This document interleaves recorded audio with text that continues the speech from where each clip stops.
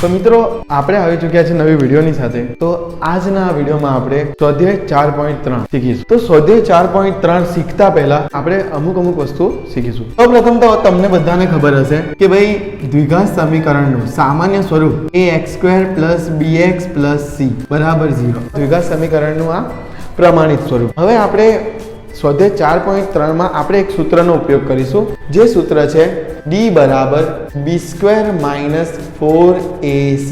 હવે અહીંયા આ d ચોપડીમાં કદાચ d નહીં આપેલો, બરાબર, તો આને કહેવાય વિવેચકનું સૂત્ર બેટા। તો હું તમને આ સૂત્ર કેવી રીતે ઉપયોગ થાય એ શીખવાડીશ, બરાબર।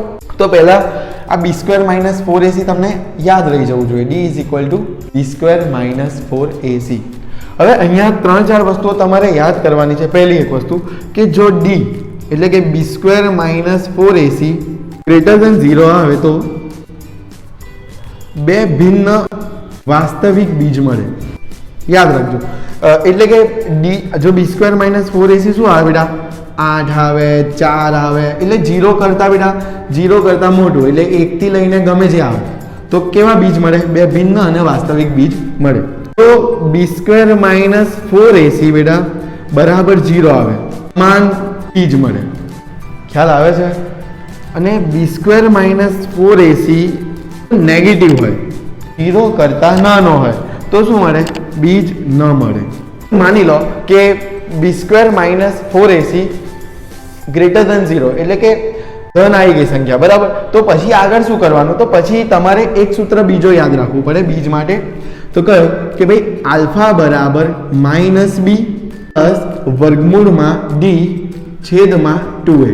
બીજો બીજ બીટા બરાબર -b - d / 2a।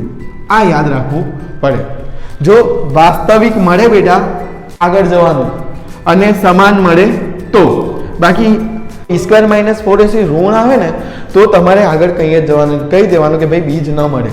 જો બીજ સમાન હોય અથવા તો બીજ ભિન્ન અને વાસ્તવિક મળે, એટલે કે 0 કાં તો 0 કરતાં મોટું હોય b² - 4ac, તો જ તમારે આગળ દાખલો કરવાનો। તો મિત્રો સ્વાધ્યાય 4.3 નો પહેલો દાખલો શું કહે છે કે 2x² - 3x + 5 બરાબર 0 ના બીજ શોધો, બરાબર। હવે જો વિવેચકના સૂત્રથી આપણે બીજ શોધવા હોય ને તો પહેલા શું કરવાનું કે આ જે દ્વિઘાત સમીકરણ છે ને એને પ્રમાણિત સ્વરૂપ સાથે સરખાઈ દેવાનું। તો આપણે લખવાનું અહીંયા દ્વિઘાતકરણને, બરાબર, દ્વિઘાત સમીકરણને સરખાવતા। હવે આ બંનેને સરખાવીશું તો a બરાબર શું આવી જશે તો કે 2, b બરાબર શું આવી જશે તો કે -3 અને c બરાબર શું આવી જશે તો કે 5। જો આવી ગયું। હવે આપણો સૂત્ર શું છે તો કે ભાઈ d બરાબર b² - 4ac, d બરાબર b² - 4ac, b² એટલે -3/2।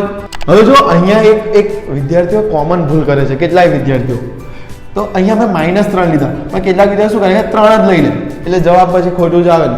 એટલે તમારે હંમેશા શું કરવાનું ખબર છે બેટા, નિશાની બી જરૂરી છે હો, નિશાની લેવાની। -3 તો -3 જ લેવા પડે નિશાની સાથે જ।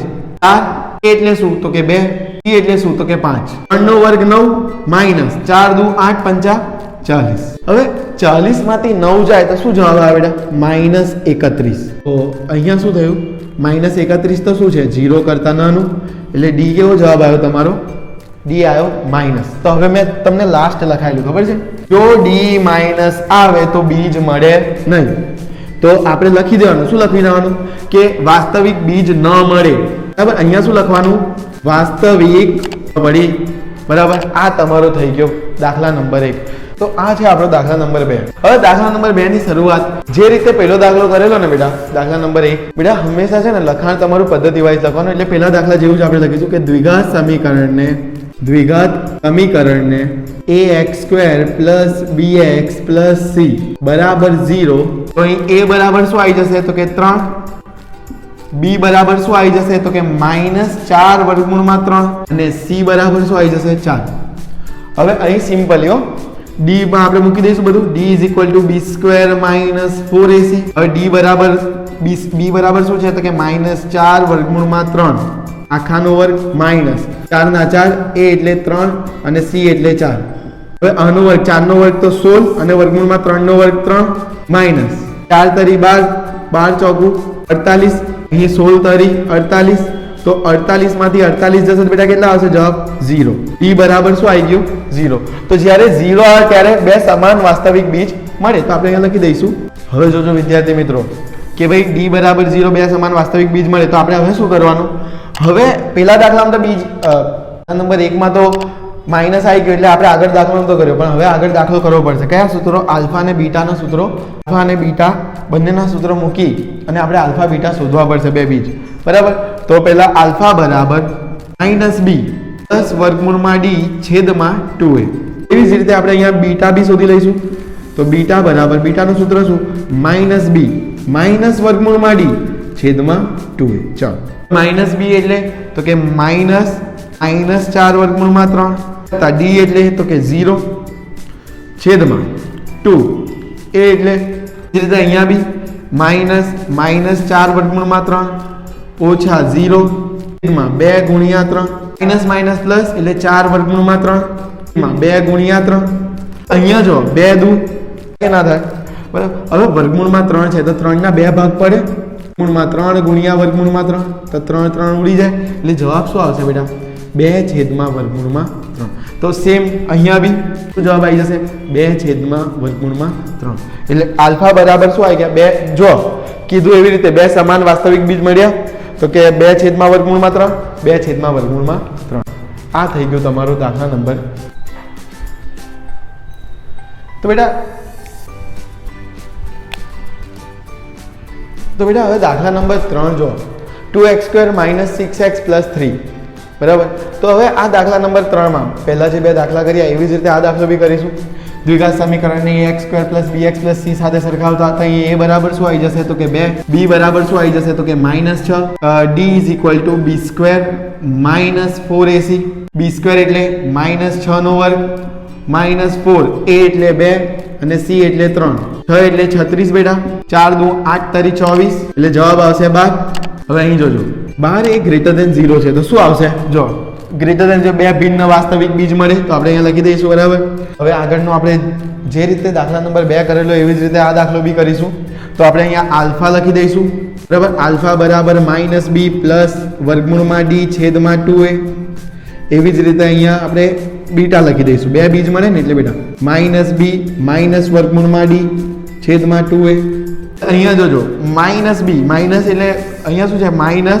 -6 વત્તા વર્ગમૂળમાં d એટલે શું? તો કે વર્ગમૂળમાં 12 છેદમાં 2a 2 ગુણ્યા 2. એ રીતે અહીંયા બીટા બરાબર -6 માઇનસ વર્ગમૂળમાં 12 માં 2 એટલે 2 વર્ગમૂળમાં 12 છે બેટા. આવું લખી શકું 4 તરી 12, 4 નો વર્ગમૂળ નીકળી જાય, બરાબર? તો અહીં 4 બહાર આવી જશે એટલે 2 વર્ગમૂળમાં 3 એટલે બેટા જો 12 છે, બરાબર? આ વર્ગમૂળમાં 12 છે. વર્ગમૂળમાં 12 ને આપણે આવી રીતે લખી શકીએ 4 તરી 12. 4 નો વર્ગમૂળ શું થઈ જાય? તો કે 2 વર્ગમૂળમાં 3 એટલે વર્ગમૂળમાં 12 ને આપણે છે ને વર્ગમૂળમાં 12 ને આવી રીતે બી લખી શકાય, બરાબર? તો મેં લખી દીધું. અને અહીંયા 6 છે, 6 ને તો હું આવું લખીશ 2 તરી 6. નીચે 2 ગુણ્યા 2 તો છે જ. આ બંનેમાંથી 2 કોમન કાઢી લઈશ, બરાબર? તો 2 કોમન અંદર શું રહેશે? 3 વત્તા વર્ગમૂળમાં 3 માં 2 ગુણ્યા 2. જવાબ શું આવશે? 3 વત્તા વર્ગમૂળમાં 3 છેદમાં 2. આવી ગયો આપણો આન્સર. અહીં સેમ આવું જ થશે. 2 તરી 6 ઓછા 2 વર્ગમૂળમાં 3. આ 2 ઉડી જશે, આ બહાર નીકળી જશે, બરાબર? 3 ઓછા વર્ગમૂળમાં 3 આ 2 ગુણ્યા 2 હવે 2 ઉડી જશે એટલે શું આવશે જવાબ? કે ભાઈ 3 ઓછા વર્ગમૂળમાં 3 છેદમાં 2. આ આવી ગયા આપણા પાસે આન્સર. એટલે બે બીજ મળ્યા. તો કે આલ્ફા બરાબર 3 વત્તા વર્ગમૂળમાં 3 છેદમાં 2 અને બીટા બરાબર 3 ઓછા વર્ગમૂળમાં 3 છેદમાં 2. આ આવી ગયો તમારો આન્સર, બરાબર? અહીં 3 નો પ્રશ્ન નંબર 2 જોઈશું, બરાબર? તો પ્રશ્ન નંબર 2 શું કહે છે? નીચેના દ્વિઘાત સમીકરણના બીજ સમાન હોય તો k નું મૂલ્ય શોધો. તો પહેલી બેટા k નું મૂલ્ય શોધવાનું છે. અહીં આપણને પહેલા કહી દીધું છે કે ભાઈ 2x² + kx + શું છે? બરાબર 0. અહીં આપણને પ્રશ્ન નંબર 2 માં કહી દીધું છે કે ભાઈ બીજ સમાન હોય. બીજ સમાન હોય તો આપણે d નું મૂલ્ય શું આવી જાય બેટા? 0. d બરાબર 0 આવી જાય. બીજ સમાન હોય આપણને પહેલા જ કહી દીધું છે કે બીજ. તો અહીં ફરતી આ સમીકરણને આપણે એ એક્સ સ્ક્વેર પ્લસ બી એક્સ પ્લસ સી બરાબર 0 સાથે સરખાવીશું, બરાબર. તો અહીં એ બરાબર શું આવી જશે 2, બી બરાબર શું આવી જશે કે, અને સી બરાબર શું આવી જશે 3, બરાબર. અહીં આપણને પહેલા કહી દીધું છે બીજ સમાન હોય એટલે ડી બરાબર શું આવી જાય 0, એટલે બી સ્ક્વેર માઇનસ 4ac. હવે અહીંયા જોજો બી બરાબર શું આપ્યું છે કે ઓછા 4, એ એટલે શું આપ્યું છે આપણને 2, અને સી બરાબર શું આપ્યું છે 3 બરાબર 0. અહીં કે ઓછા 4 દુ 8 તારી 24 બરાબર 0. હવે 24 સામે જશે એટલે કે બરાબર શું 24, એટલે આ આવી ગયો તમારો આન્સર. હવે મિત્રો આવા દાખલા સેમ બોર્ડમાં પૂછાઈ શકે છે, આવા દાખલા કરી લેવા. તો પ્રશ્ન નંબર 2 નો દાખલા નંબર 2 કંઈક આવો છે કે એક્સ એક્સ માઇનસ 2 વત્તા 6. હવે આ દાખલામાં બેટા છે ને એકદમ સિમ્પલ તો પહેલા તો આનું ગુણાકાર આ જોડે, આનું ગુણાકાર આના જોડે, તો શું આવશે કે એક્સ સ્ક્વેર કે એક્સ ગુણ્યા 2 એટલે શું આવશે 2kx પ્લસ 6 બરાબર 0. ખબર પડી? પહેલા આનો ગુણાકાર આના જોડે કર્યું, પછી આનો ગુણાકાર આના જોડે કર્યું, બરાબર. હવે આપણે આને ફરતી એ એક્સ સ્ક્વેર પ્લસ બી એક્સ પ્લસ સી બરાબર 0 સાથે સરખાવતા, બરાબર. જોજો હવે એ બરાબર શું આવશે કે, બી બરાબર શું આવશે -2k, e બરાબર શું આવશે 6. હવે અહીંયા આપણને રકમમાં જ કહી દીધું, પહેલા જ કહી દીધું પ્રશ્ન નંબર 2 માં કે ભાઈ બી સ્ક્વેર માઇનસ 4ac બરાબર 0 એવું કીધું છે. બીજ સમાન છે એટલે આપણે સમજી લેવાનું કે ભાઈ બી સ્ક્વેર માઇનસ 4ac બરાબર શું આવશે 0. તો અહીંયા બી સ્ક્વેર શું આવી જશે તો -2k નો વર્ગ, a એટલે શું તો કે k, c એટલે 6 બરાબર 0. -2k એટલે 4k સ્ક્વેર ઓછા 24k બરાબર 0. અહીંયાથી k કોમન કાઢું એટલે 2k કોમન કાઢું તો અંદર શું રહેશે 2k ઓછા 1 બરાબર 0. આ 2k છે બેટા સામે જશે, અહીંયા ગુણાકારમાં સામે જશે ભાગાકારમાં, એટલે 2k -1 બરાબર 0/2k. હવે 0 ના છેદમાં ગમે જે હોય એ 0 જ થવાનું છે એટલે આપણે અહીંયા આને લખીશું નહીં. હવે નેક્સ્ટ 2k બરાબર આ -1 છે સામે જશે તો +1 અને k બરાબર 1/2. આ આવી ગયો તમારો આન્સર, બરાબર. k બરાબર 1/2.